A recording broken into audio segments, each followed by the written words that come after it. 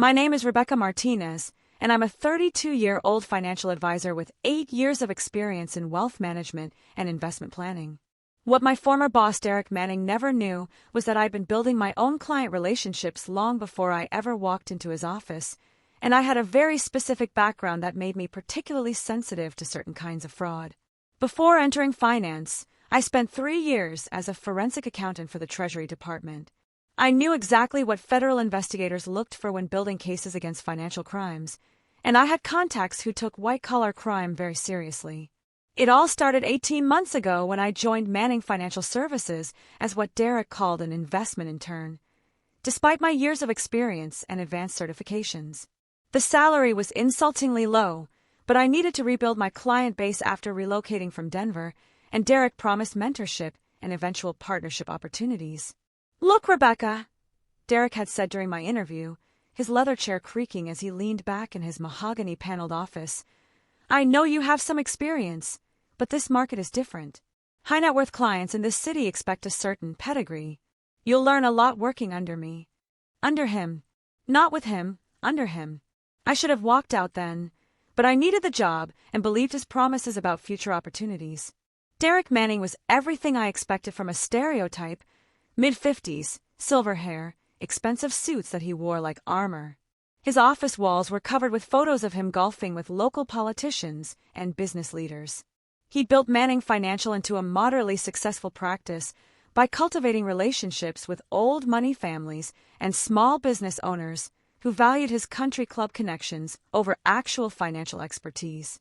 During my first month, I quickly realized that Derek's investment strategies were outdated and his client service was mediocre at best.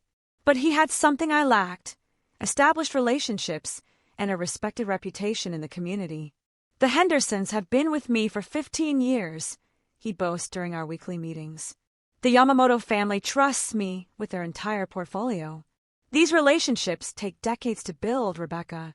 That's why experienced advisors like me are irreplaceable." What Derek didn't realize was that his clients were increasingly dissatisfied with his performance.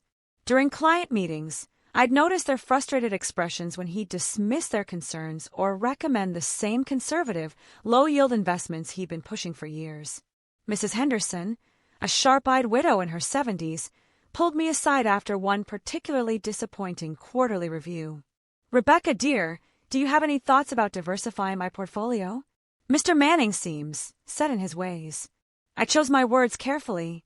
"Mrs. Henderson, I'd be happy to research some alternative strategies and present options at our next meeting." "I'd appreciate that. Between you and me, I've been considering other advisors." Over the following months, I began building genuine relationships with Derek's clients. I researched their specific needs, presented innovative solutions, and actually listened to their concerns. My background in forensic accounting also helped me identify issues in their portfolios that Derek had overlooked or ignored. The turning point came when I discovered irregularities in several client accounts. Nothing dramatic, small discrepancies in fee calculations, minor timing issues with trades, and some unusual patterns in Derek's commission structure. Individually, each issue seemed insignificant. Together, they painted a concerning picture.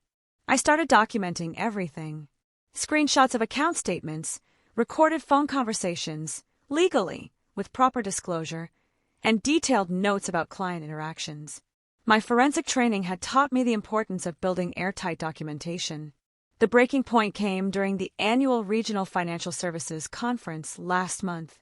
I'd been looking forward to networking with other professionals and potentially connecting with prospective clients who might be interested in working with someone new. Derek insisted I attend as his associate, despite my having more advanced certifications than he did. "Remember, Rebecca, you're representing Manning Financial. Don't try to oversell your role." The conference was held at the downtown Marriott with hundreds of financial professionals from across the state. I prepared for weeks, researching attendees and planning strategic conversations.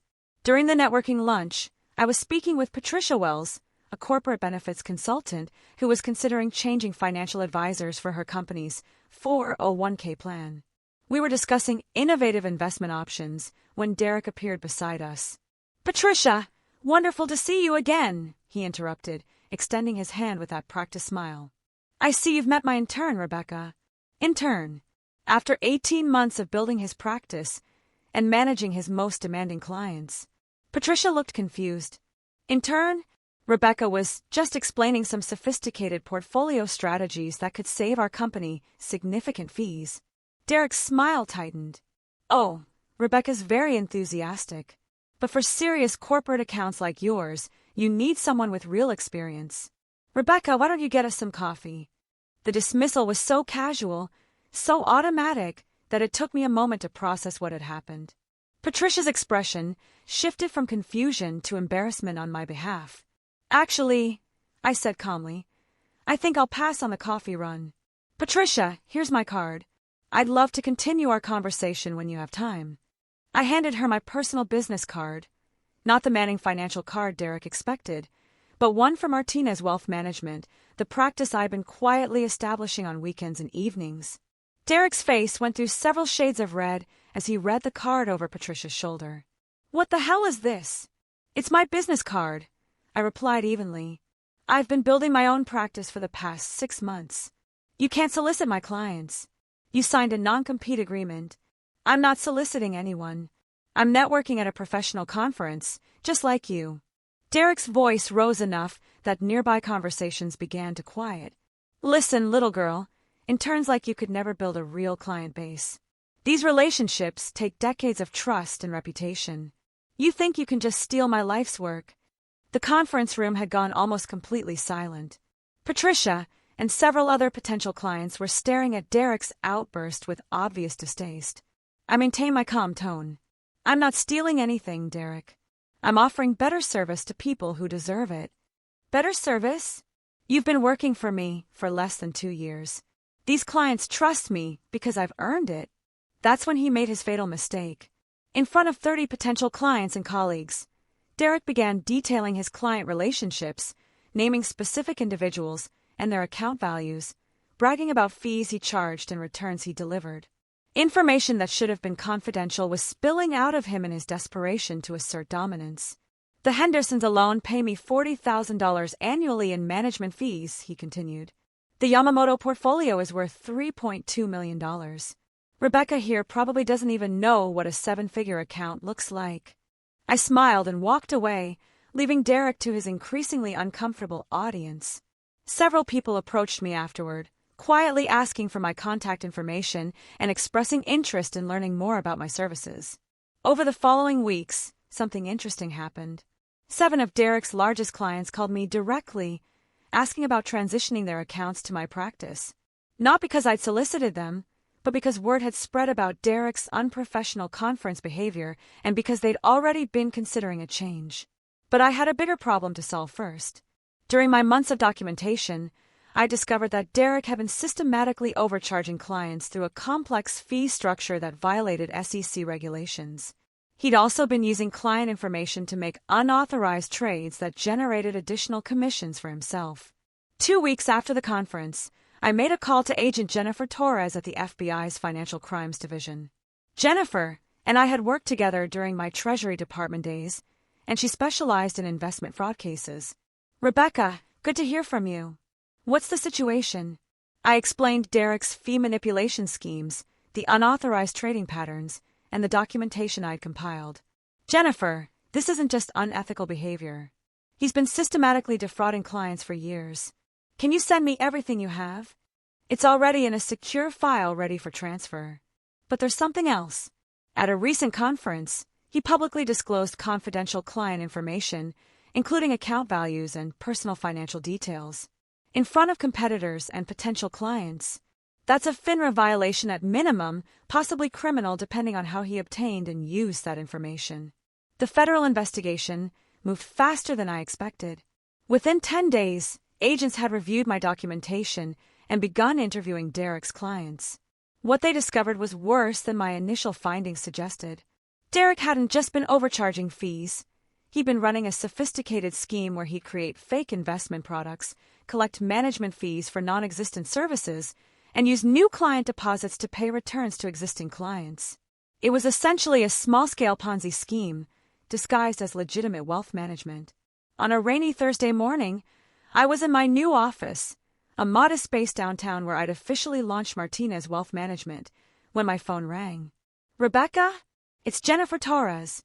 We executed search warrants on Manning Financial this morning. Derek Manning is in custody." I set down my coffee carefully. "What are the charges?" "Wire fraud, securities fraud, identity theft, and violation of fiduciary duty."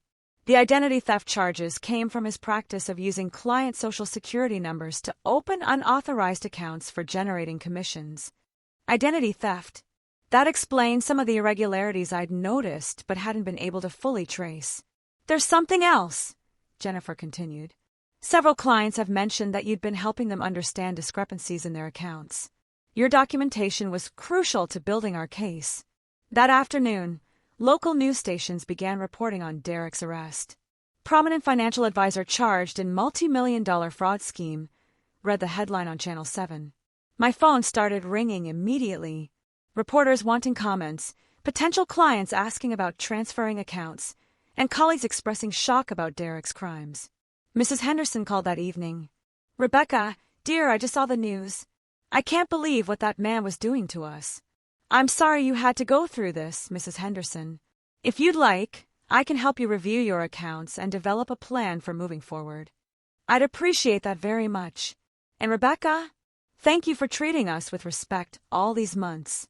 We could tell you actually cared about our financial well-being."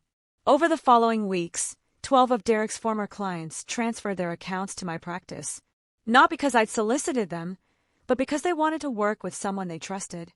The trial took 8 months. Derek pleaded guilty to avoid a longer sentence, but still received 4 years in federal prison and was ordered to pay $2.8 million in restitution to his victims. During his sentencing hearing, I sat in the gallery as Derek's attorney tried to argue for leniency. "Your Honor, Mr. Manning built his reputation over decades of service to this community." The judge, a stern woman with gray hair and sharp eyes, wasn't impressed. "Mr. Manning betrayed that trust in the worst possible way. He stole from people who relied on him for their financial security." As Derek was led away in handcuffs, he looked back at the gallery and saw me sitting there. For a moment, our eyes met. I didn't smile or nod. I just watched as the consequences of his arrogance and criminal behavior finally caught up with him. 1 year later, Martinez Wealth Management manages over $15 million in client assets. My practice focuses on transparent fee structures, ethical investment strategies, and actually listening to client needs, revolutionary concepts that Derek never quite grasped. Last month, I received an invitation to speak at the same regional financial services conference where Derek had made his fatal mistake. The topic: building trust through ethical practices in wealth management. As I prepared my presentation, I thought about Derek's parting words at that conference. "Interns like you could never build a real client base." He was wrong about a lot of things, but especially about that.